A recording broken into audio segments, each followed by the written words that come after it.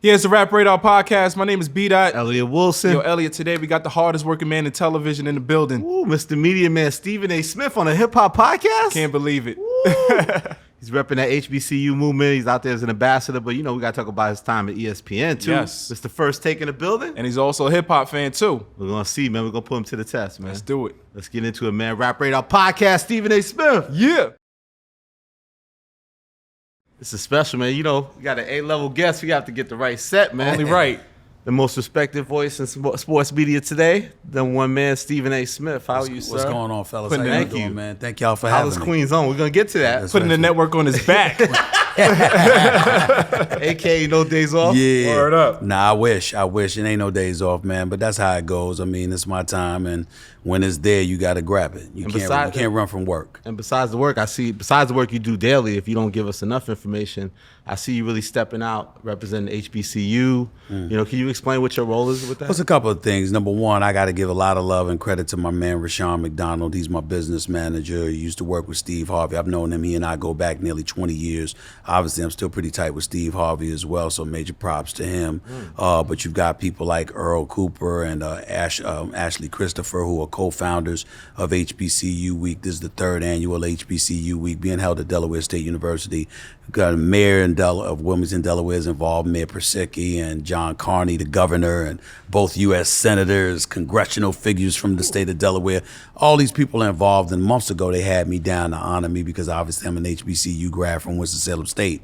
And while they were honoring me for my contribution to HBCUs, just in terms of my accomplishments and the fact that hit him with $250,000 too. I hit him with a quarter. Love. I did $250,000 that I dedicated to the university from a couple of years ago. So I've been doing that like $50,000 every year and what have you. It's my way of giving back, because I promised my coach, the late Clarence Big House Gaines, that I would always give back. Anytime I had something, I was going to extend myself, and so they were honoring me for that. And then in the process of doing so, they asked me to be an ambassador for HBCU Week. And obviously the goal was to address, the minority communities and showing that HBCUs, the value of HBCUs, not just in education, but the relationships that you cultivate that ultimately last a lifetime, encouraging folks to really zero in and lock in on getting a higher education, because everybody can't be an athlete. Right. Everybody can't be a rap star. Everybody can't be, an actor or an actress. There's a lot of media. Everybody want to be media now. Well, listen, you might have 3% of graduates being from HBCUs, but we make up a boatload of professional positions in the world of dentistry and education and things of that nature. And so when you look at it from that perspective and understanding that somebody in my position that's on national TV and national radio every year with the profile that I have and the kind of reach that I have, where I'm reaching over 50 to 75 million people per week, based on the kind of content that I put forth on ESPN, they asked me to be a part of it. And so once we became a part of it, it just took off. Rashawn, in concert with Earl and Ashley and all of those officials that I mentioned, they're having an HBCU fair where, that Friday, the same Friday, because I'm taking First Take, my television show on ESPN every weekday, and I'm bringing that down live to the event. I got Magic Johnson coming. I got Troy Vincent, the executive VP of the NFL, who's a brother who used to play for the Philadelphia Eagles. He's coming on down. The list goes on and on. How did you get ESPN to be so supportive of it? Oh, well, ESPN is big about that. They recognize the fact that black folks make up close to 50% of the ESPN's audience. So it would behoove ESPN to definitely cater to that audience to some degree. And obviously who I am, I'm incredibly connected to the African American community, because I'm not just a black man, I'm a brother. Right. And they know what time it is in that regard. And so if I'm going to be involved in it, why not be involved in it? And then everybody just stepped it up. You have this college fair, you bring your grades along with your SAT, ACT scores, and you could get a scholarship on the spot. You could get enrollment in the HBCUs on the spot. You have a battle of the bands, marching bands are coming and stuff like that. And I just want to read off real quick these names of these schools. Albany State. These are all schools that will be HBCU, participating in right. HBCU week this Friday, For people especially. that's historically black college universities, universities, people that may absolutely. not know. That's right. Albany State University, Barbara Scotia College, Benedict College, Bethune-Cookman College, Bowie State University, Cheney University, Clark Atlanta University, Coppin State University, Delaware State University, Ooh, Delaware State in the house right there. Beat Yeah, out. we're gonna talk about Hampton, Hampton, Howard, Lincoln University, all three of them, Morehouse College, Morgan State University, Norfolk State University, North Carolina A&T University, North Carolina Central, Spelman, Stillman, Tuskegee, University of Maryland Eastern Shore, Virginia State, West Virginia State, Wiley College, and of course my alma mater, Winston-Salem State. So that's 25 different Wow. schools. Say the best for last. I'm an alumnus of Delaware State University. All right. Why did you decide to go to Winston-Salem State? Well, basketball scholarship. Okay. I believe it or not, I went to FIT, Fashion Institute here at Technology. saw that. Actually, Fashion I Institute- saw went that. to the same high school. Thomas Edison. Thomas Edison in Absolutely. Queens. No doubt about Queens, it. baby. Electrical installation in the house. Yes. I didn't do that great. Thank God thank God I didn't burn somebody's house down. But the thing is that while I was at Thomas, not at Thomas Edison, after I graduated from Thomas Edison, coming out of high school, I was like 5'9", 130 pounds, man. I was small at times, but I could really shoot the rock. get to the hoop. So I Oh, wasn't shooter. getting scholarship offers, obviously, but FIT, Fashion Institute of Technology, everybody Yeah. used to laugh about that. But I had two advantages, okay? Number one, the basketball team was really the only male population in the school. Ooh, some cuties. Everyone else was either female or they were homosexuals. Right. Not interested in the females. So that left the females to the basketball team. So we were in a very, very good place. Okay? And last but not least, it was junior college and we were ranked 15th in the nation. Yeah. And so the year I was there, we were 35-4. We were doing our thing and what have you. And then a guy by the name of Howard Funny Kid, he used to play for Winston-Salem State in big house games in the 70s. He kept a good relationship with the coach, brought me down for a tryout. The coach put me on the basketball floor against the starters.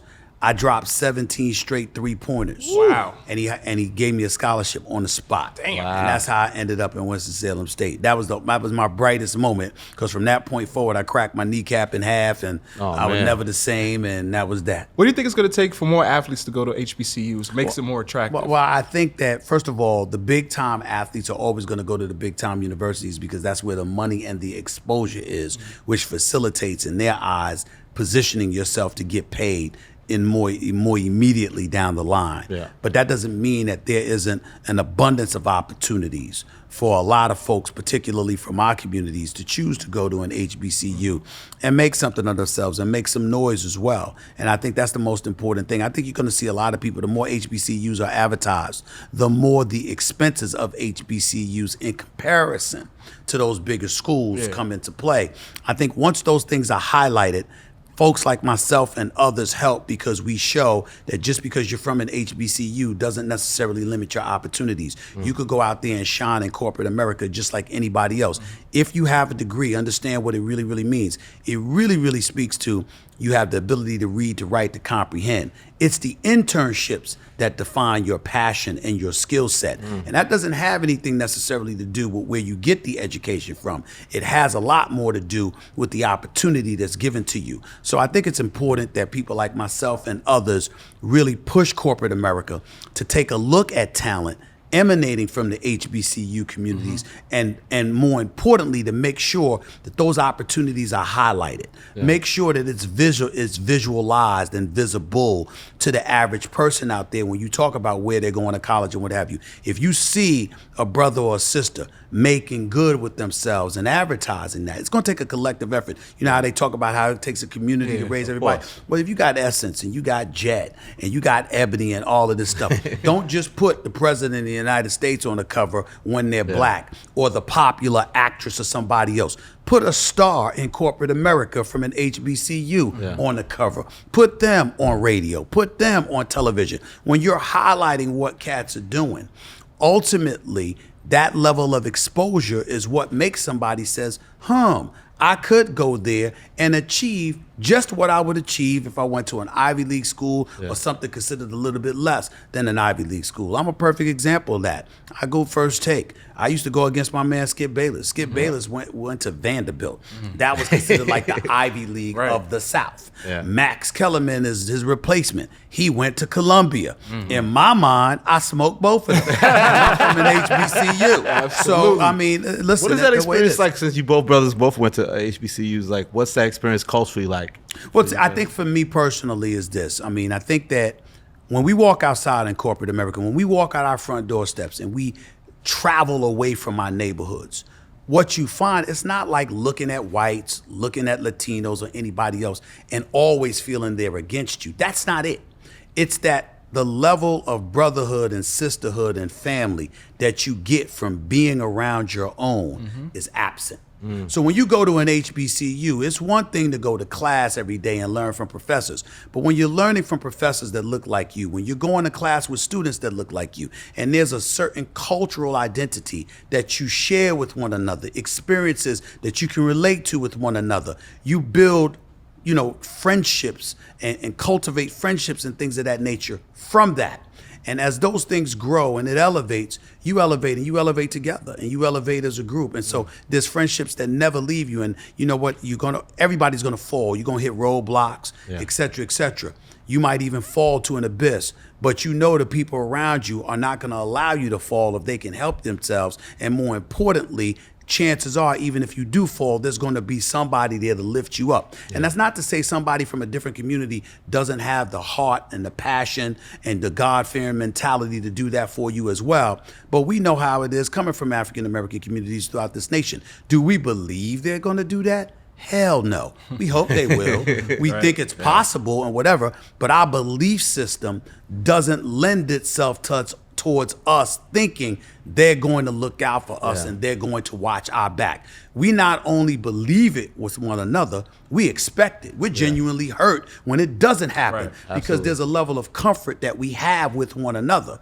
And when you have that on a collegiate level, when you go into class and you got a job, work study or after school job, and instead of living on campus, you want to get your own apartment, it's usually with a roommate in college. You're usually not living alone when you're in college. So there's a level of trust and all of these other elements that come to it that speaks to family, that speaks to a brotherhood and sisterhood and things of that nature. And those are the kind of things that you carry with you wherever you go. I got boys that I went to college with. They still my boys. I've been out of college since 1992.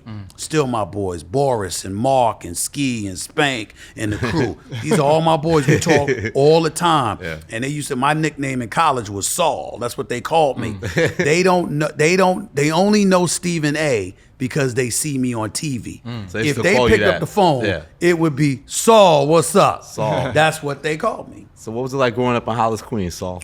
What's great about it, I think that when you think Hollis, Queens, we only thought like Run DMC. Right. It's like your name's right there, interesting. up there now too. First of all, Jam Master Jay, God rest his soul, Absolutely. was great friends with my late brother. My late brother Basil died in a car accident in 1992 in El Paso, Texas.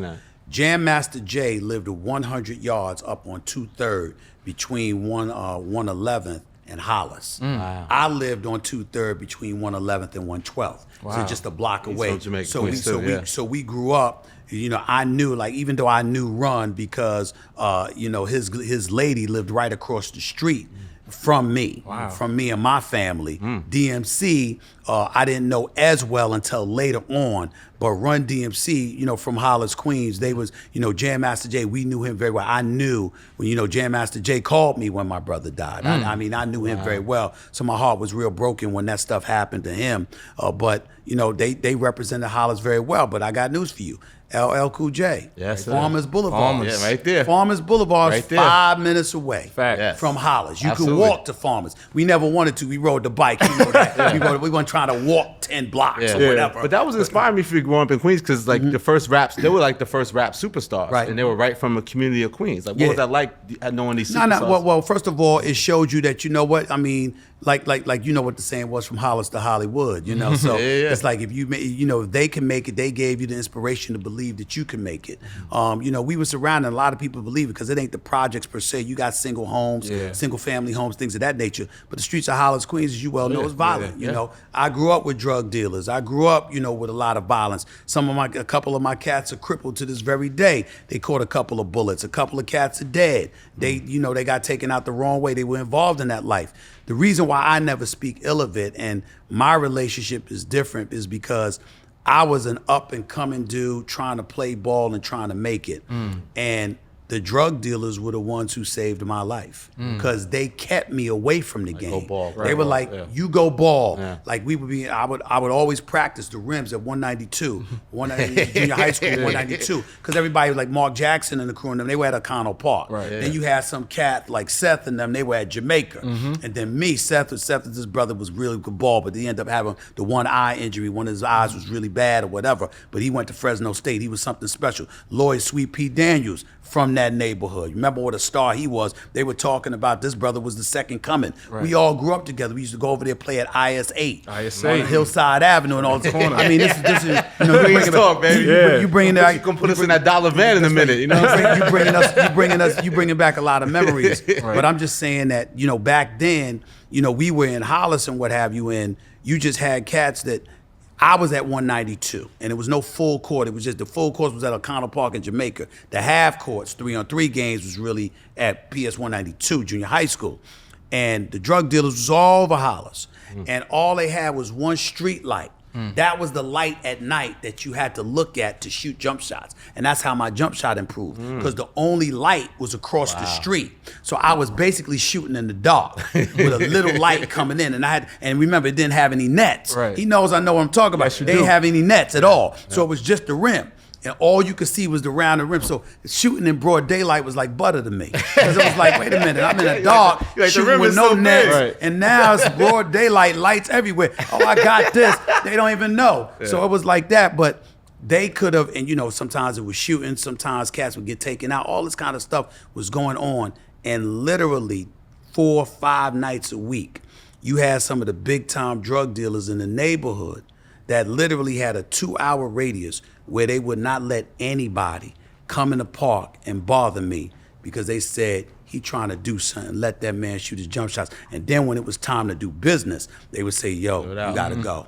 You gotta go right now. But they would always give me like 2 hours a night, like 5 nights a week. So that's the world that I come from. When I speak about the streets and things of that nature, everybody act like it's something new. You got young knuckleheads out here acting like it's something new. It ain't new. We been to this game. We seen this game. We know what this game is about. We just grew up. And at some point in time, you're going to get older and you're going to grow up. So it kind of hit home when you did that story on Carlton Hines when he passed away. It kind of hit. It was familiar to you. Well, the Carlton Hines story, for those that don't know, in 1993, I was a high school writer for the New York Daily News. And Carlton Hines was a star basketball player in New York City. And he was murdered. He was gunned down in broad daylight. Brother rolled up on him 2 o'clock in the afternoon in the Bronx, blew his head off. Right in broad daylight in front of everybody. Wasn't even hide and didn't even run away. Blew his head off and walked away. He didn't give a damn. And so I did the story where I interviewed his mother, I interviewed his family and what have you, and they gave me pictures of him in a casket. They gave me pictures of his funeral and all of this other stuff. So the New York Daily News turned it into this big, huge end zone piece. And that was a big story that helped propel my career because they was wondering, how did I get a story like that? Well, it was very, very simple. I'm from these streets. So it was nothing for me to go and talk to them and let them know, this is who I am, this is the story that I'm trying to tell, and no way am I trying to compromise you anyway like that, but I am a journalist, I have to do my job, and this is what they're saying. The hard part of that particular story, even though everybody in the neighborhood knew that he was somewhat involved in the drug game, probably against his will, because he had star power as a basketball player, his mother didn't know. And more importantly, she refused to believe it. She was truly a mother that loved her child, loved him, tremendously, and just couldn't stomach and absorb the thought of him being involved in that game. And I was like, this is what it is. this is what the police is telling me. And not only that, you from the streets where you going to get your sources from. Right. Like, it's nothing for me to go into the streets and talk to a cat. You know how they roll. They like, just don't say my name. Right. You ain't hear from me, and I'm like, I can't tell you where I got this from, but I had numerous sources that said, yo, we dealt with him. We know this is what it was. Absolutely. And they, they let me know, to represent him right. You could tell the truth, but don't disrespect us. Right. Of course not, because I ain't trying to violate anybody. So that's really what happened, and that's the story he was alluding to. So growing up in Queens, you're exposed to Run DMC, LL Cool J's right down the block. What early records were you impressed by on the hip hop scene? Sucker MCs was it. There ain't no question. Sucker MCs. That changed the game. My Adidas, of course. All of that stuff. Walk This Way when they collaborate, and Walk This Way was really, really big because you on a song with white boys. Involved in rock. Yeah. And nobody trying to hear that. Nobody was trying to hear that. Yeah. I mean, what the hell is that? Walk This Way. Even Tyler. Like this. He's like this. That shit is kind of fly. Yeah. You know what I'm saying? It was when you first, because if you saw it, you wasn't trying to feel it, and you saw him standing there hard and all that stuff. Excuse me, because I got my torn rotator cuff. I ain't doing it right. But it was like, they just stand there and you like, what the hell is this? But then you listen, and you like, this shit's kind of fly. I got to admit that. And so all of a sudden that changed the game because it opened the floodgates for the amalgamations that people were putting forth. Like, even though this was black on black, when LL, did Hey Lover with Boys to Men, I mean, Lord have mercy. I mean, it's like, it was special. Right by Andrew Jackson High School? Exactly. Now, see, for me, I went to Thomas Edison. Right, me too. My sister Abigail went to Van Buren. All my other sisters went to Jackson. All my other sisters went to Jackson. My cousins went to Jackson. My boys went to Jackson. Jackson was like jail in the 90s and 80s. Exactly. It was buck wild. I mean, you talk about Trevor Portwine and all those boys playing back the basketball team. I mean, it was big time, no question. But there was nothing else at Jackson for you. Yeah. You was just a hard cat that had to deal with that kind of life. If you was gonna go to Jackson, you're a brother, you definitely get in a fight. You're a sister, you probably gonna get in a fight too. That's the way Jackson was. Edison was a bit more structured and whatever, but it was like that. And so, for me, it was, but to get back to your point about Run DMC and the records, that really resonated. KRS-One, I had love for him. I didn't like when he came out and admitted that, Rakim had been writing lyrics and stuff. That was a problem. You see what I'm saying? Because we thought it was more authentic than anything else. Am I lying?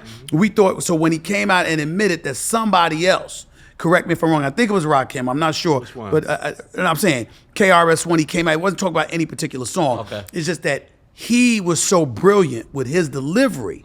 We all thought it was him, and when he acknowledged it was somebody else that was helping him, it wouldn't have been bad if he had admitted that from day one. Right. It's no big deal. It's a collaboration. But when you acknowledge that suddenly that somebody had been helping you all along, we were like, has strict MC rules. Well, it's not so much that. The rule is just be upfront about it. There's nothing wrong with it. Nothing wrong with it whatsoever. Right, you want to collaborate with Genius, that's cool. But there were people that were accusing him, if I remember correctly. If my memory's a bit stained, I apologize, because I haven't been thinking about this in years. Okay. This is new to me. Yeah. But I was like, you can't be acting like you the genius, accepting all that praise about being the genius for somebody else's work.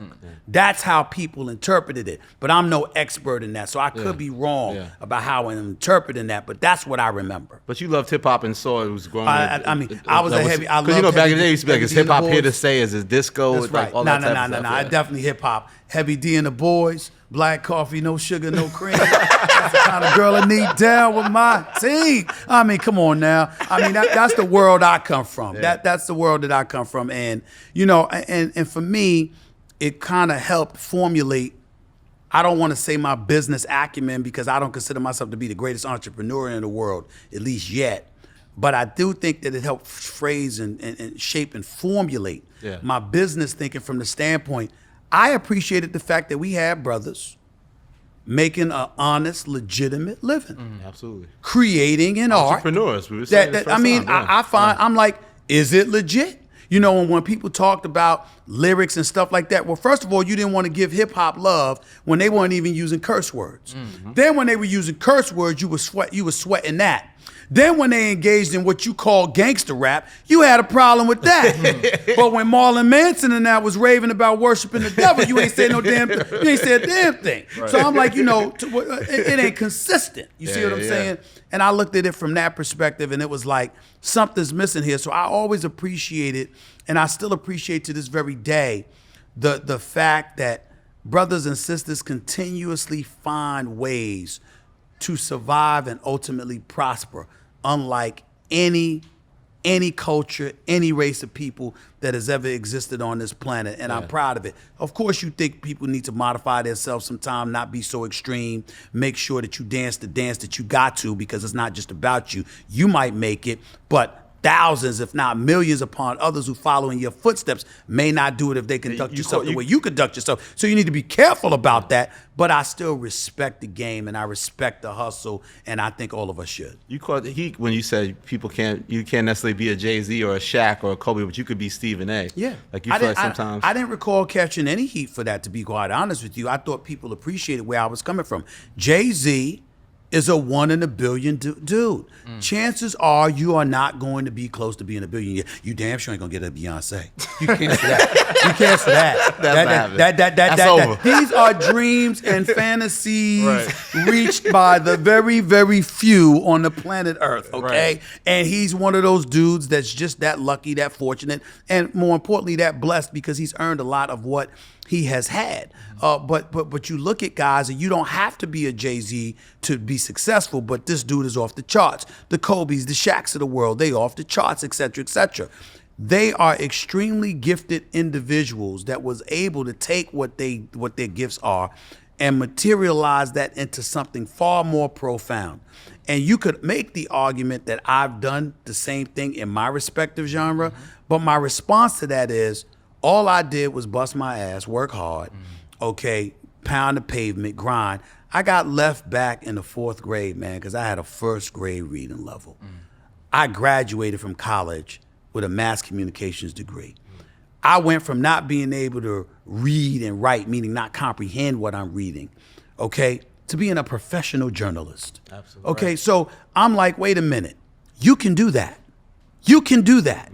You know, you can't be the genius that Jay-Z is as a rap artist. You can't be the ultra talented dude that Kobe Bryant was as a basketball player. Michael Jordan, Shaq. You can't be 7'1", 350 and the most dominant force of this era in Shaquille O'Neal.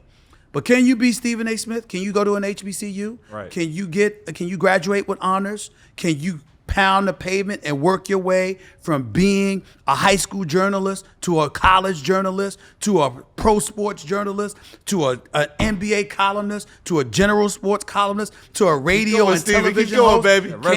Can you do that? Yes, you can. I don't know if you can ever find another one of those dudes that I mentioned, but you can find 1,000 Stephen A. Smiths in my estimation. Yeah. You can do that. But you've risen to the top, man. Like when you look at it now, like what do you think the key has been, and what is it like to be in that position? Because I saw you had a quote. It was actually in a Michael K interview. You said, "No one can measure the level of my hunger. I wake up every day like I'm starving. I'm on a mission to be cemented as the greatest at what I do. I'm incredibly hungry. Those who stand in my way, I feel bad for them already." Damn. You know, well, first things first. I meant every word I said. I really did. Be clear. I think I am the best. But it's because I know I'm not. That's my advantage. So many people arrive. You know, I'm a journalist. I started off making $52,000 a year, and now I'm making millions. So clearly, I've been blessed, and I understand that. But I truly, truly believe the reason for my success is because I never take it for granted. I never, ever assume I arrived. I know that I say what I say to y'all, and it's not that I don't mean it. I'm saying I don't wake up thinking like that every morning. I don't wake up saying I've arrived. I wake up saying, oh, I got stuff to handle. I got stuff to prove. I got stuff to validate. I got stuff that I'm interested in ascending to. This is what I do. I mean, I'm looking at myself right now. I started off as a newspaper journalist. I advanced to a television personality. I went from that to a television host and a columnist. I went from that to a television host and columnist to a radio host. Now I'm hosting my television show. We're #1 in every major demographic from 10 a.m. to noon in all of television, cable or broadcast. My radio show has blown up. Podcast, YouTube, social media connections, blown up. So what am I doing? I'm in the process of starting to write my book.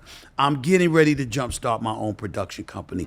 It took a while because I had to travel a different road than most, going through the terrains of corporate America, being restricted, held back, denied the opportunity to spread my wings and fly, which is why I have so much respect for some of these young cats out here who are doing their thing, because the one thing that I don't think enough young cats get credit for is this willingness to bet on themselves. Yeah. I'm always the safe, cautious dude. I got 2 daughters. What's my attitude? I live by one mantra when it comes to them. If they're broke, if they're hungry rather, it's because I'm starving. I don't eat until they eat. I'm not comfortable until they're comfortable. I'm not secure until they're secure. Everything is about them first. If I got a ride, I bought a new car. It was after I made sure their mom had a new car. You understand what I'm saying? I got my house. It was after I made sure that their mama and them had what they needed to have. Yep. That is, I don't play, because I was raised in an environment by my mother and my 4 older sisters where I saw my mother struggle in a fashion where I'm just so old school in certain ways. I don't mind an independent woman, for example. I want you to get yours, have your job, have your career, whatever the case may be. But if you're a woman in my life, I'm paying the bills. Right. I'm paying the bills. I got you. If you're gonna be with me, I got you. Because I want you to know that you have the freedom to go out there and to be all you can be. You see what I'm saying? Without having to worry about things I believe is a man's responsibility. Now, don't get me wrong. I'm not telling you that you got to go out there and do for a woman and do stuff for her that you can't do. That's not what I mean. What I'm saying is, if you making $1 million and she making $100,000, why is she paying bills and she in your house? I'm not talking about shopping and stuff like that. Oh, hell with that. Pay your own damn bills. Some change to do your hair. I'm talking about necessity. Relieving a woman of the peace of mind. Where does that come from? It comes from the fact that my mother never had it. My mother never had it. And so because mom never had it until 2005 when they gave me my television show, to this day, it was the proudest moment that I've ever had in my life. They signed me to a contract to do the show, quite frankly, that was on ESPN 2 from August of 2005 to January of 2007. I signed that contract at the ABC building on 66th Street in New York. And I signed it like at 3 o'clock in the afternoon. And they were like, where you going? It took me 2 hours. I was heading to Queens. My mother was a nurse, a registered nurse for 25 years. And she worked at Queens General Hospital. And she was living off her pension. But she would work there at the PAL Center part-time just to have pocket change, because she liked to go to Atlantic City and play the slot machines, or she liked to save a little bit of money and go on a cruise or whatever the case may be. And my proudest moment, I've been on this earth for 51 years, I've accomplished a lot of things, but the greatest accomplishment that I've ever achieved in my life was that day in April of 2005 when I had signed a contract to do the fight, quite frankly, that August. And the minute I signed that contract, the first thing that I did was got in my car and I drove to Queens, and I drove to the PAL Center on 200 Street in 112th. Okay. PAL Center. And I walked by everybody and I walked downstairs, and my mother was behind the counter, and I said, let's go. You ain't working no more. That's dope. It's over. I said, I looked at the boss and said, she ain't here no more. Let's go. Your vacations are on me. First Take, has been very hip hop friendly. Through the success, you had Wale do the theme song. You've incorporated a lot of rappers. Like, was ESPN welcoming to the idea of incorporating more hip hop into the show? They were a bit reluctant initially, but they knew what our audience was. Again, you had an abundance of people who would watch it, no question about it, but at least 50% of them was black. And clearly the younger demographic, particularly when Skip and I were together, they gravitated to our show. And so for me personally, even though Skip was always receptive to it, and you had rappers and others that would come on the show at that particular moment in time, it really elevated once I arrived. And it was a sticking point for me for a reason. It wasn't just the hip hop community, it was black folks, period. I had said to them, I'm very particular, and I'm glad you asked that question. See, we sitting here as brothers talking right now. I'm very, very big on speech.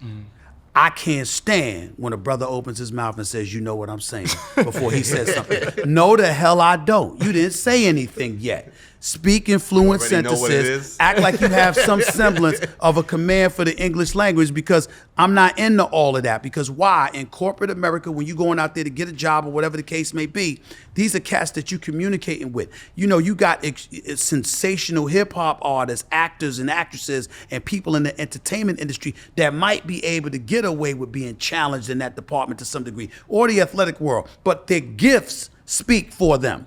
99% of us have to present ourselves in a certain fashion first before we have the opportunity to showcase our talents. And so because of that, understand that you're cutting yourself off at the knees the second that you don't focus on presentation, how you look, how you speak, how you present and carry yourself. We sitting there talking about HBCUs. That's one of the things that HBCUs preach. My professors at Winston-Salem State were sticklers for that. If I spoke grammatically incorrect, they corrected me. If I sat up there and said, you know what I'm saying? No, we don't. You didn't say anything yet. They did all of these things. And so I carry on to each one, teach one. To whom much is given, much is required. You take those things into consideration, because what you're doing is training somebody mentally to be prepared for the world that awaits. And I don't think that we do that nearly as much as we should. So when ESPN would bring on these artists, the first thing I was looking at is who can talk. See, what people get lost, Snoop Dogg, they talk about Snoop Dogg and how he gives new meaning in the green room because he smokes so much weed. Right. Have you ever talked to Snoop Dogg? Of course. You have any Very idea smart. how Very intelligent this brother is? You got 50 Cent. Oh, he got shot 9 times. Have you ever sat down and talked to 50 Cent? You have any idea how brilliant this brother is? Of course, you see stuff like that. And then all of a sudden, I said, why are we stopping there at the hip hop industry? I know Morris Chestnut. You know, I know Omar Epps. I know Michael Ealy. I know Jason Williams. I know these cats. I'm like, you see, Boris Kojo, Amari Hardwick, and the sensational job he's doing with Power. That's my brother. I mean, you see all of these cats. Culture. You know, they take care of themselves. They're business minded. They're business savvy. They're brilliant at what they do, and they're cognizant of imagery.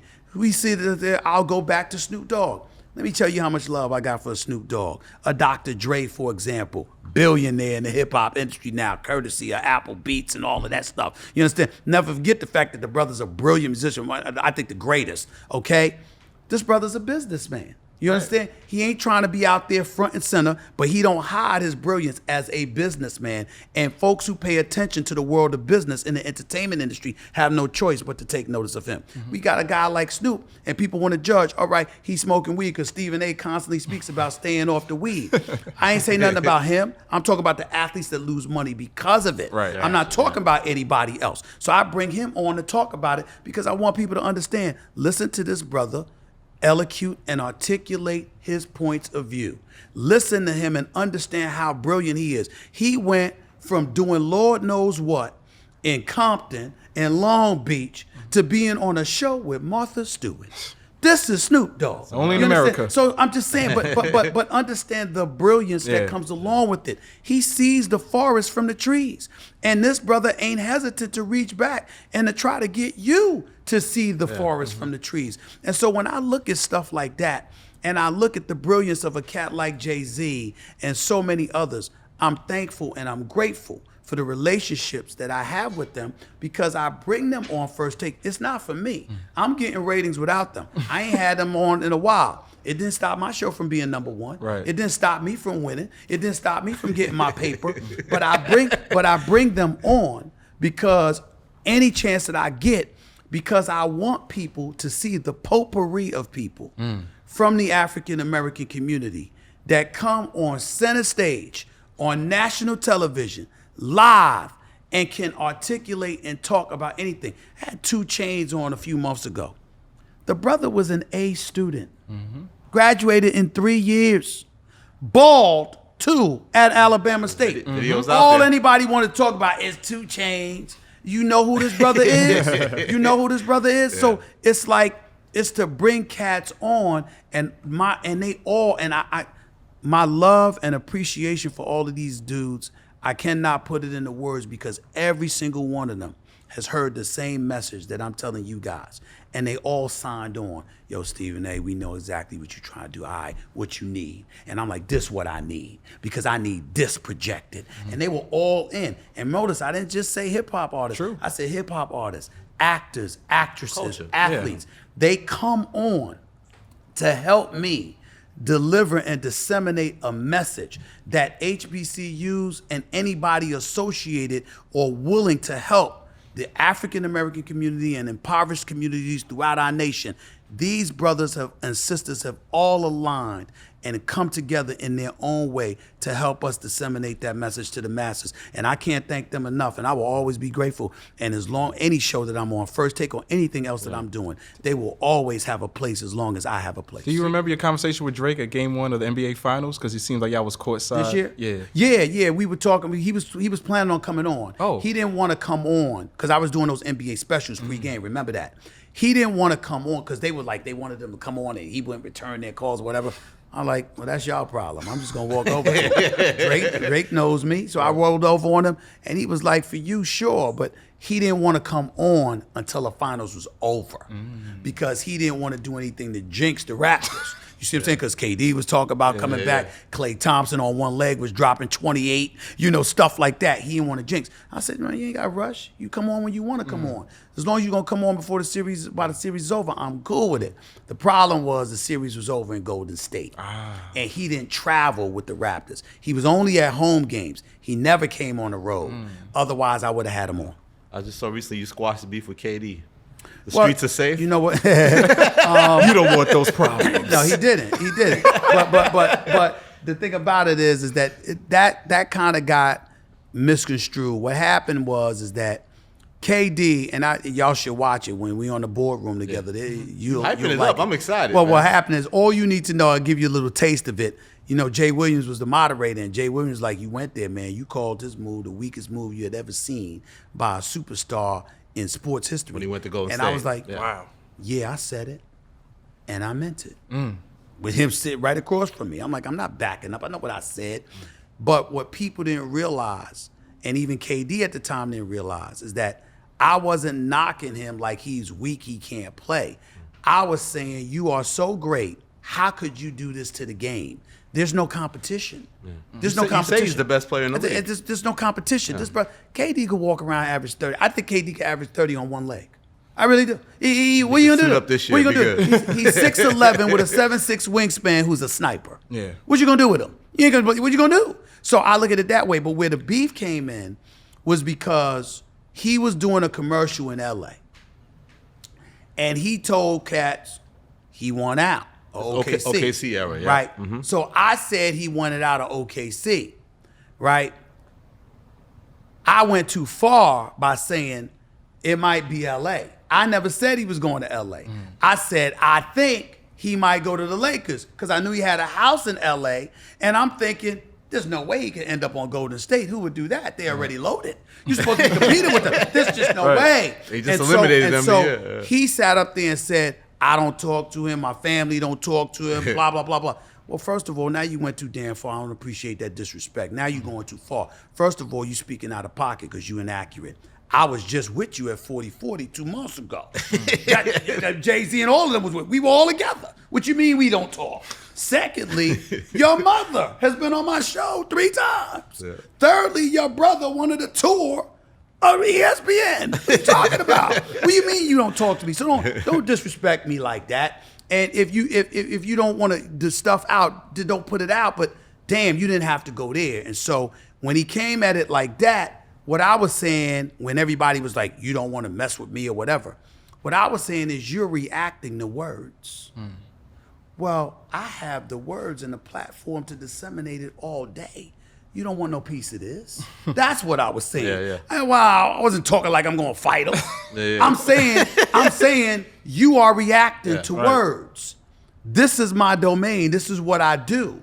You see what I'm saying? And I got a 2-hour platform on radio, and television for 2 hours each day. That's 20 live hours a week. I get to talk about you. You really want some of this? Right. If you're going to react to these words, what do you want? And you got idiot trolls out there that were trying to interpret it like I'm talking about fighting. So I'm about 9 inches shorter. You understand what I'm saying? Yeah, I know he can skinny, but damn it, he's 9 inches taller. You understand what I'm saying? I don't think I could beat KD, all right? I ain't trying to. But it's just that kind of nonsense. And then you got a lot of cats that are just looking for an excuse to come at me. And it's like, I'm a grown man and I ain't trying to fight and I ain't no punk. You know, where I'm from, where we from. You know, somebody kind of catch you. It's not about whether or not you can beat somebody or not. It's what you're willing to take an ass whipping for. It's about principle. You think you're going to just punk stand by me? your word. You think you're going to just punk me? That ain't going to happen. I know that I'm not getting personal. I'm not talking about your mama. I ain't talking about your family. I ain't talking about your personal business. I'm talking about basketball. This is my job. You ain't had no problem when that show said something, when that show said something, when that show something, that podcast, that radio show, that television show. You got the biggest voice. Yeah, that's in the your world problem. Of voices. You got but the I'm saying biggest that's voice. a personal problem. You can't, if you're going to have a problem with somebody's principled position, then have a problem with it. Don't have a problem with it just because they got the platform. If two people say something about me and one person got a million, audience of 1 million, and another person has an audience of 50,000, I'm gonna feel the exact same way about both. I'm not gonna let one off the hook because they only got 50,000 people. And if you have a problem with a principled position, then have a problem with it. And a lot of times in today's generation of athletes, yo man, these brothers are so sensitive. And I mean, everything is about brand and everything is about, you know, how you look. And then you got the nerve to come at cats like you the only person connected to the streets. Like you the only person that could do something. I'm not about the violence. I'm a law-abiding citizen. But I am from Hollis. I am from the streets of New York. I do know an awful lot of people throughout this nation. And so if anybody thinks that they just gonna hurt me because you got a problem with what I said about basketball or football, and you think that you're gonna get away with that, be my guest. Be my guest. I hope it never comes to that because I'm not a violent person and I'm never trying to be that way. But I'm certainly not gonna be a punk either. I'm a reporter by trade. The virtue of my job, I'm a commentator, I'm a pundit. I have a license to speak on these things. They literally pay me to talk about it. Literally pay me for it. Don't think for 1 second that you're gonna stop me from doing my job. It's not gonna happen. What was that transition like for you from like when you reported early days, you're behind the scenes more, right? Now in this age where even your radio show, you got to videotape everything. Everything's on camera. What's that transition been like for you? The biggest transition for me has been the celebrity that I've captured. It was never my intent. I'm not that dude. I'm the guy who once went to the White House Correspondents' Dinner through the back door. To avoid the red carpet. My lawyer jumped all over me. Her name is Janine Barnes, but she's a partner based out of D.C. She jumped all over me. She was so furious. I just didn't want to do that. And she was like, it's a different world. She said, you're bigger than some of these marquee athletes you cover. She was like, it's just that simple. The world has changed. You cannot run from this stuff because, believe it or not, I am a relatively private dude. I like to do my job. I like to talk about the game. I don't like to get in people's personal business. I'm not going to tolerate anybody being in mine. I do my job. I go home, live with my family and friends and my inner circle and leave it at that. And, you know, for me, I'm not about that kind of sizzle. But life has changed, and in the world that we're living in, podcasts, bloggers, social media, plus radio, television, and beyond, the stuff has gotten so large, it's unbelievable to me. I never expected that to happen. You know, I was told that, you know, take away the top 5 athletes in the world, and I'm the most popular dude in China. You know, I've gotten calls from Africa and New Zealand and Australia and, you know, Indonesia. It's all over the place. And I never expected this kind of thing to happen. And then you got people, they want autographs and pictures from other people. They want those things from me too. But also with me, they want to debate. They don't want to just, Everybody and wants that's where I could come across as a bit aloof or put off as if you like you try to get at me in the street. I keep it moving. I don't want to have a conversation with you because I'm not trying to debate.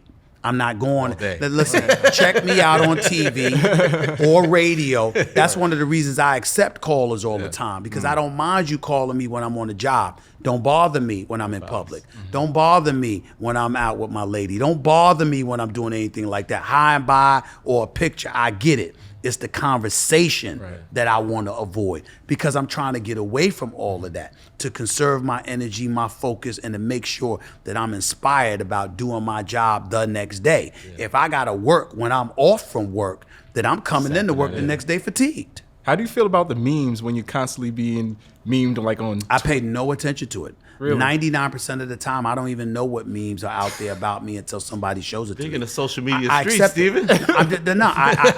I accept it. I mean, I know they did the baby meme, the baby Stephen A. I thought that was hilarious. But people use sometimes your clips like the one, we don't care. Yeah. You know, that one. It doesn't bother me. Okay. It doesn't. Listen, man, from the moment Jay Farrell imitated me on Saturday Night Live, I knew it was over. I knew I was fresh meat for everybody out there, and it's like Jamie Foxx with Cleveland A. Smith and all of this crazy stuff. But I knew I was in for it, but that's what comes with the territory, man. You can't sit in my position, and certainly not in judgment of who people are, but clearly in judgment of what people do. You can't sit in my position every day and then be ultra sensitive to people coming at you too. You got to accept that, and I accept that with relative ease. Right. When did First Take in your mind start to become bigger than just a sports debate show, like a cultural phenomenon? Like you went into it, it was Skip. First year Skip and I did it. First year Skip and I did it. When Skip and I were together. You came in as the number 2 because Skip was there already. I will right? always be the number 2. I will always be the number 2 to Skip Bayless. And the reason why I say that is because I would not have been on First Take if it were not for him. ESPN and I had a contract dispute in 2008. 2009, they let me go. I was unemployed for a full year. Nobody would touch me for 2 full years. I was kept off television. And it was Skip Bayless who fought to get me back on television. Want that guy and when across from me. and when ESPN opened the doors to bring me back to ESPN, because my man Dave Roberts, who's actually my boss on First Take now, he's a brother, by the way, from Detroit. He's the boss of First Take, the 6 o'clock Sports Center, and all daytime programmer for ESPN now. But he was over ESPN Radio in New York at the time. And so he pointed out how Stephen A. leaves, 62% of our audience left with him. Stephen A. returns, 62% of our audience returned. So this brother got his own audience. We need to have him here, et cetera, et cetera. They brought me back. And the second that they opened the door to bring me back to ESPN, they still kept me off television for almost a year. And it was Skip Bayless in concert with Jamie Horowitz, the guy that used to run First Take, then left for NBC Today Show, then ultimately left for Fox Sports 1. Now he's at The Zone. Those two, along with my man Galen Gordon, who's a producer, he's a talent executive rather at the NFL Network as we speak. Those three separately, not collaboratively, but separately, fought to have me on First Take permanently. And so my debt of gratitude always points to them, but especially to Skip Bayless, because none of that is happening if Skip Bayless didn't want it. And Skip Bayless always says, look, man, he said, you can give me all the credit you want to. He said, but this show wouldn't be on the air if it wasn't for you. He came to me and he said, I know you want to do other things, but I need you. Could you give me 3 years? 3 years is all I need. He said, with you, we'll skyrocket. He said, you're the only person that can do this with me. Would you please do it?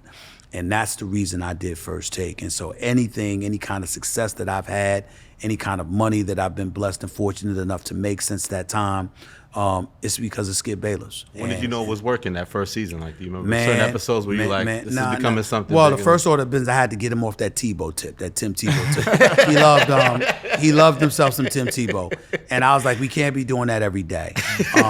And I remember, he would fight me on that because Tim Tebow was a ratings bonanza for First Take without me, but that was the only thing that really, really rated. And I said to Skip, I said, lesson number 1, if I may say so, I said, we don't just report the news, we make news. We decide what we're going to do, and our audience will follow us. That's what we need to do. And I said, so we need to gravitate to the multitude of stories that are out there and touch on everything. And instead of being Team Tebow centric, because I ain't signed on for that, I said, let's be sports centric and let's be about the business of every single day. Nobody knows what the hell we gonna say. We gonna bring the rain. And I said, and everybody gonna click on with the number one purpose we want people to click on for. What the hell are these dudes gonna say next? And I said, that is what will make a successful show. Right. And to his credit, he followed me. But I let him know, you can follow me all you want to. You are the patriarch of this show. First Take was being held down for 9 years before I ever arrived because of you.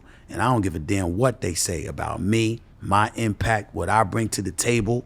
You are First Take first, then me. And it will always be that way. Skip is at Fox now. Skip could one day end up back at First Take. If he came back at First Take, no matter what kind of star I am, I would move right aside and make room for him to be that dude, because I wouldn't be there if it wasn't for him. I got a lot of love for Max. Max is brilliant. Max is smart. I think if you ask Max would rather work with Marcellus Wiley than me, because that's his brother. No offense taken whatsoever, because we cool. But I did for Max what Skip did for me. And so as a result of that, when I look at Skip, there is always a level of homage that I'm going to pay to him. And I would never, ever, ever, for that show, anything else that's different, Sports Center, NBA, now that's me. Right. But when it comes to First Take, it will always, always, always be him first. Do you think a hip hop debate show could work? Depends on what you're debating about.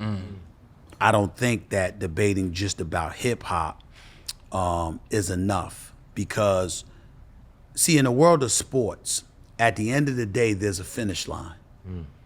Touchdowns, wins, losses, playoffs, finals, championships, Super Bowls, et cetera, et cetera. There's no such thing in hip hop. I think that Jay-Z is probably the greatest. Some would say Biggie. Some would say Tupac. Some would say others. You see what I'm saying?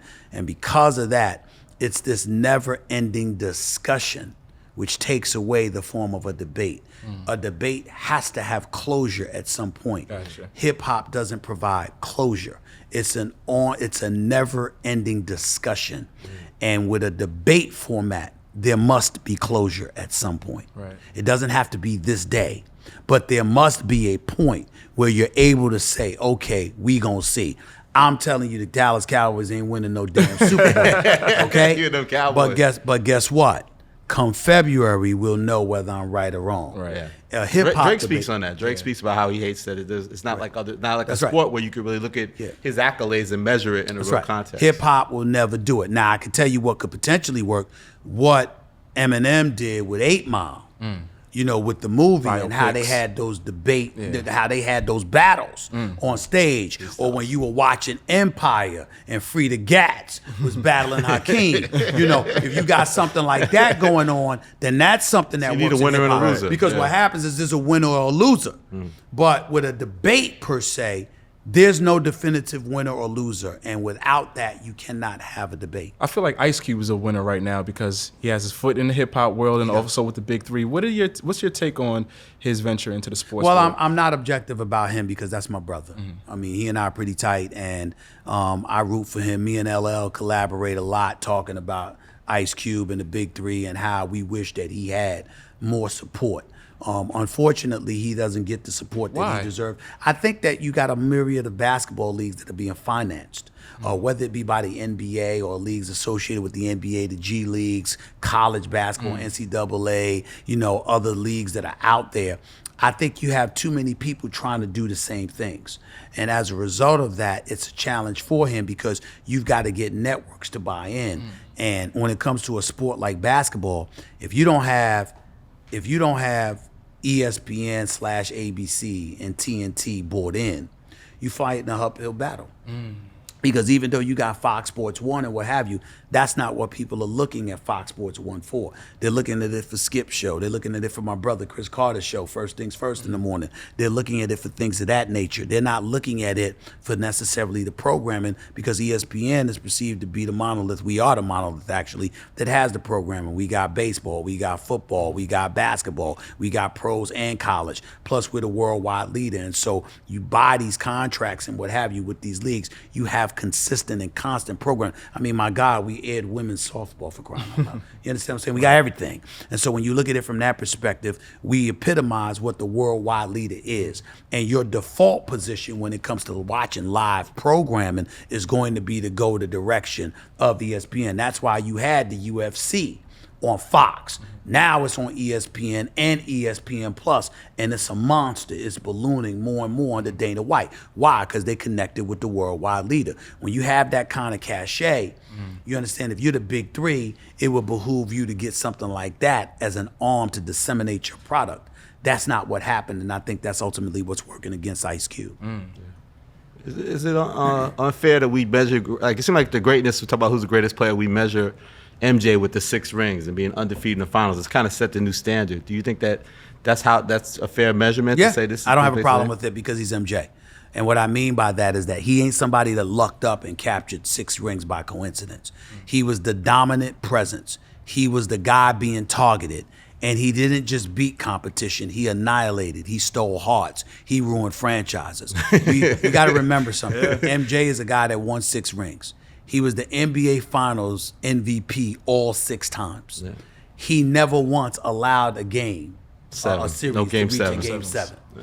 In the process of doing all of that, here are the franchises that would have a championship if it were not for him. The Cleveland Cavaliers, they had Mark Price, Larry Nance, Matt Doherty, Greg Elo, and those boys. Ruined their championship. That's why it took 52 years for them to capture one when LeBron finally ended that curse. Okay, we got the New York Knicks, Oakley, Ewing, all of these boys. Now, I know they lost to Houston when Akeem Olajuwon did it to them, and for some reason, Stark shot 2 of 18 and 1 of 11 from three-point range. See those misses. But Pat Riley should have played Derek Harper. I'm sorry, Rolando Blackman. I apologize because you brought him there to be a 3-point shooter. He shouldn't have been on the bench. You should have played him in that game 7. Okay, but he was riding the wave that John Starks had produced in a game 6 loss, thinking he could do the same thing in game 7. That was a mistake on Pat Riley's part. You have that going on. Indiana, Reggie Miller, Rick Smits, the Dale Davis, Antoine Davis, Antonio Davis, Reggie Miller, Mark Jackson, and these boys.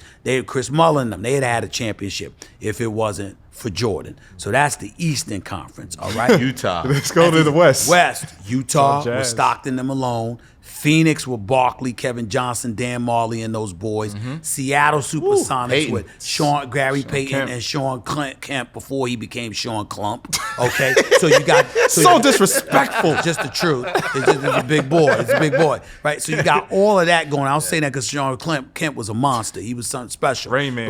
But you had all of that going on, and so I just gave you and the Portland Trailblazers with Clyde Drexler, Jerome Kersey, Terry Porter, Kevin Ducksworth, and those boys. I just gave you 7. I just gave you 7 franchises that would have had an NBA championship, at least one, if it were not for one man. I didn't say a team. I said one man, Michael Jordan. If Michael Jordan wasn't with the Bulls, every single one of those teams would have won at least one title. At least one. Kobe or LeBron? Who's better? Well, I think here's my answer to that. You can't teach You can't teach 6'8", 260. LeBron is something special. LeBron is all world, belongs on the Mount Rushmore. But I would take Kobe in the last 2 minutes. Kobe was a killer. See, here's what I hold against LeBron, and he's sensitive to that. That's why we don't really vibe, because he's too damn sensitive to stuff like this. I mean, you call him arguably the second greatest player of all time, and to him, that's an insult. I don't have time for that baby and nonsense. But here's the deal. When you look at LeBron, the thing that I religiously hold against him is that it took him years to develop what Kobe and Jordan naturally had. And that was the killer instinct. And the proof was in the pudding. He had already been in the league 8 years. He had lost the title, 7 or 8 years. He had lost the title to the Dallas Mavericks. If you recall, it was an all-star game. And in the all-star game, an exhibition game, doesn't count against anybody. LeBron James had the ball. And Kobe was like, let's go. Spread his arms and defended him. Let's go. And LeBron threw the ball away, trying to throw it to Carmelo Anthony in the corner, in the left corner of the All-Star game, in the closing minutes. And you saw Kobe, D-Wade, Melo, all of them descend on LeBron. What you doing? Take the rock, shoot the rock, whatever. He was scared of the moment. He didn't want it. He didn't have that killer in him. Now, what he has now, he's a killer. He ain't scared of nothing. Yeah. He's a 3-time champion. He's been to 9 NBA finals. He clearly belongs on the Mount Rushmore of basketball annals. There is no question before Kobe does, even though he doesn't have as many rings as Kobe's. Because Kobe's problem is that Kobe's compared to MJ. Because Kobe was MJ. He played against MJ. He was MJ. Emulated his games. The games. But he's just a lesser version, slightly lesser version than MJ. LeBron ain't either of them. LeBron plays a different position. True. LeBron is the greatest small forward to ever play basketball. That's a fact. He wasn't a shooting guard. So it's hard to put Kobe ahead of him because we already have Kobe and MJ, just an elevated level. But the reason why I always hesitate to give LeBron extreme credit is because Kobe shot 4 air balls in his rookie year, right? I remember that. Playoff game. But he shot them. Remember, he failed.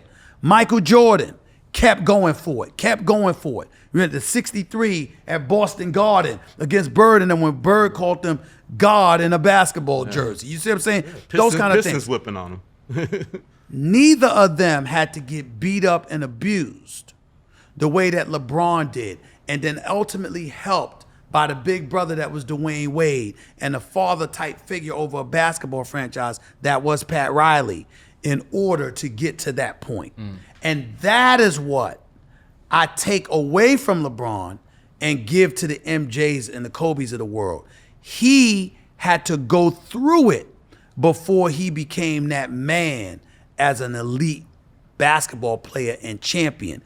Kobe and MJ walked into the league with that killer in them. That is why I don't give it to LeBron over MJ. Now, Jay-Z compares himself to Michael Jordan, right? And you said LeBron is okay. I didn't know. Calls himself like the GOAT of hip hop. Hove, yeah. Who's your number 2? Who's the LeBron right now? Biggie was something special, man. Biggie was something special.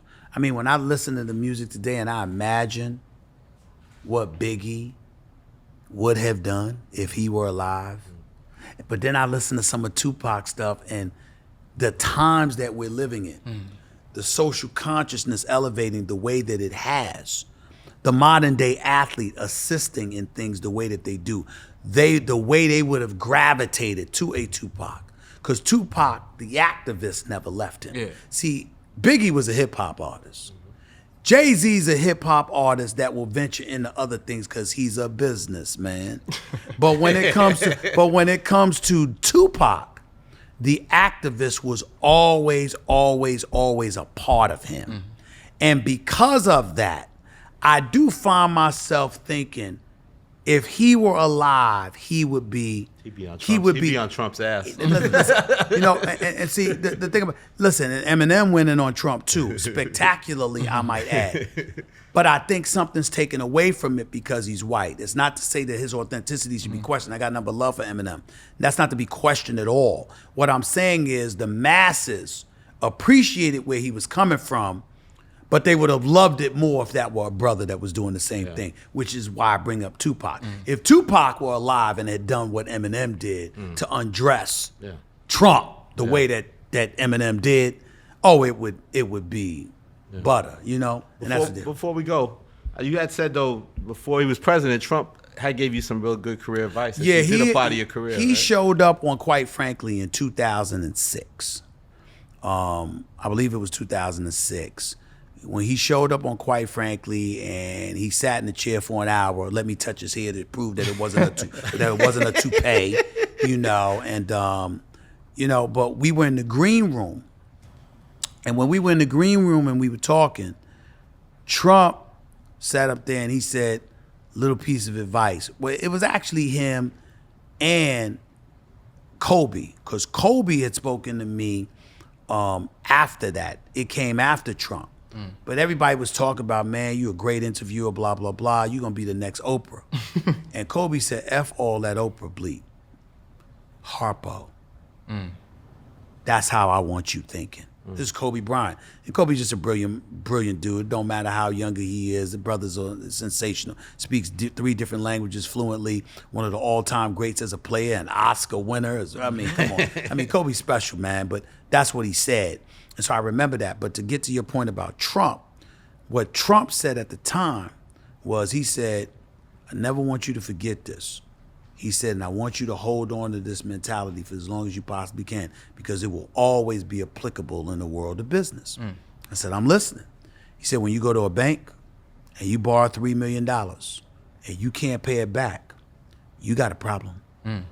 He said, but if you go to a bank and you borrow $300 million and you can't pay it back, we've got a problem. That's right. He said, the moral of the story is, the more you get people to invest in you, the more diligently they must work to ensure your success. And so that is incredibly apropos to me, because ever since that time, once I got back from that 2-year hiatus away from ESPN, I meticulously went about the business of plotting my career. And I'm not somebody that's the type of person that's gonna fight over every penny. Understand that when you're negotiating against conglomerates, they must win. I don't give a damn if it's a cup of coffee. They gotta win. Right. They gotta have something that says, okay, we won this. Because if they don't, then they resent you for it, and they can make your life difficult once you sign the paper to commit yourself to them, which is never a good position to be in. Absolutely. But in the process of saying all of that, please understand that it's perfectly all right and within your right to get yours, to get what you have earned. And so it's about knowing your value. It's about understanding. When I talk about First Take, I didn't sit up there and say to you, oh, I'm this, I'm that. I said to you, I'm number one. We rate number one from 10 a.m. to noon in every major demographic you could find in all of television, broadcast, and cable. My radio show has blown up. My social media stuff has blown up. My YouTube numbers are off the charts, blah, blah, blah. So knowing that and knowing how they monetize it, I'm able to gauge what I'm worth in the ballpark. So once you're able to do that, then you go about the business of fighting for it. Why?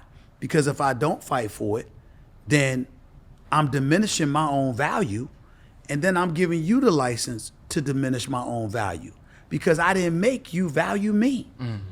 But if I sit up there and I fight on behalf of myself, making sure to illuminate my significance and my value to you and bringing validation to the table to authenticate that value, now you have to take me seriously.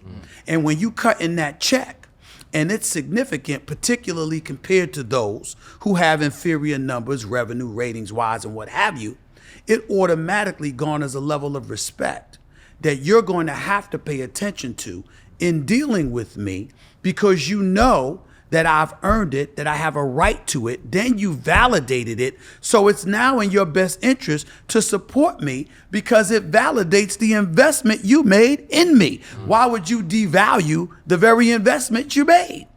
All of these things are what I peeled from that one statement from the now President of the United States of America when he told me that. That's dope. We got in on a hip hop note. Favorite hip hop album? I don't know, because you know what? I'm not good. I mean, when I think about Jay-Z Blueprint, I mean that's up there. That's up there. I think about Run DMC's first album. That's up there. Heavy D. That's really where it is for me. Okay. That's really where it is for me. couple of 50 Cent. I mean, he got a couple of nice ones. Tupac's got another nice one. You know, for some reason, I find myself listening to "Unconditional Love" by Tupac these days. I don't know why the hell I'm listening to that. That Temptation. I was going to ask you, do you listen to stuff to motivate you, inspire you? Like, do you listen to get Well, you know up? what? The thing, I was telling P. Diddy this one time. Hate Me Now.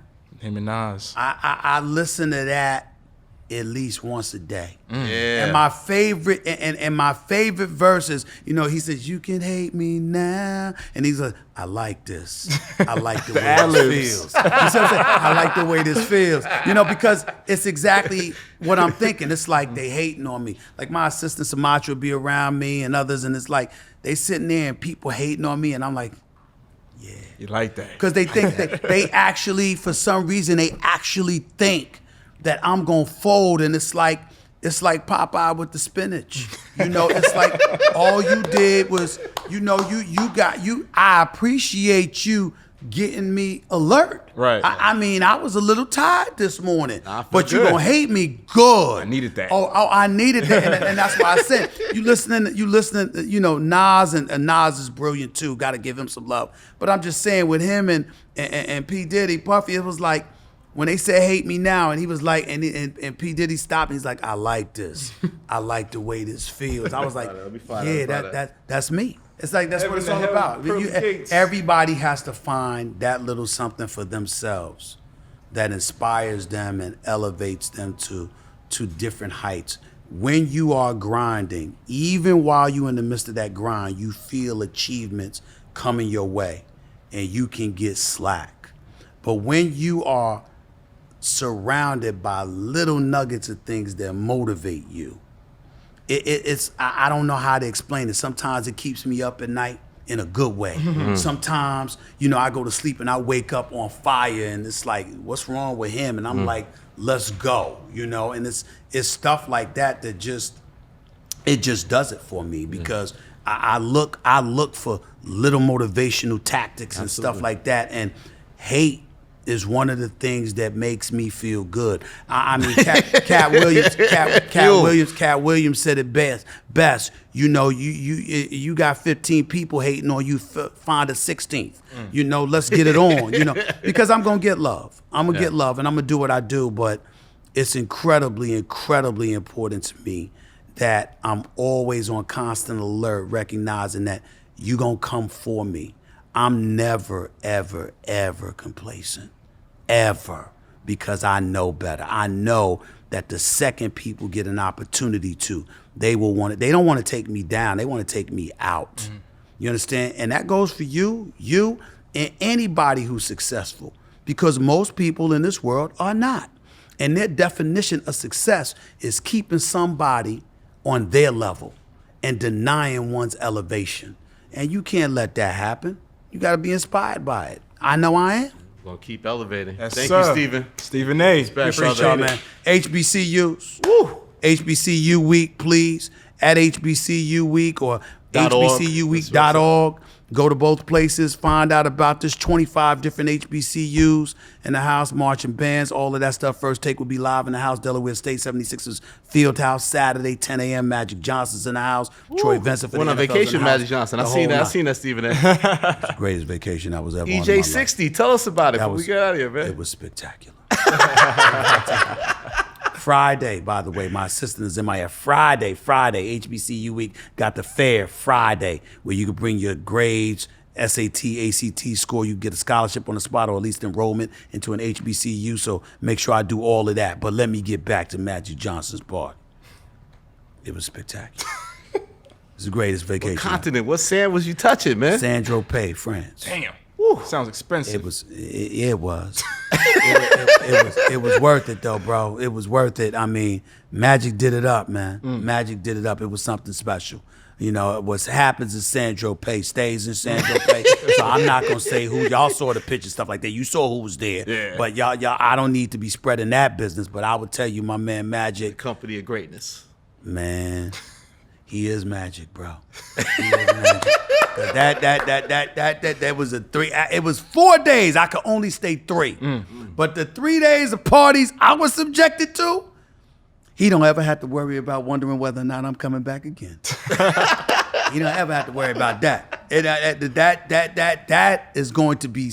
Listen, they gonna have to come up with some pretty important stuff to keep me from going to a Magic Johnson vacation. Oh man, it was about 250, 300 of us that was there. damn. Black Hollywood, in effect, the whole nine. It's the greatest vacation I ever had. Bring me next year, all right? No. Rap Radar Podcast. No. I ain't bringing nobody there. I'm good. I'm good. It's special. It's special. Thank you again, Man, Steve. I appreciate y'all, man. Yes, Thank sir. you so much, man. It's been a pleasure all mine, man. Rap Radar Podcast.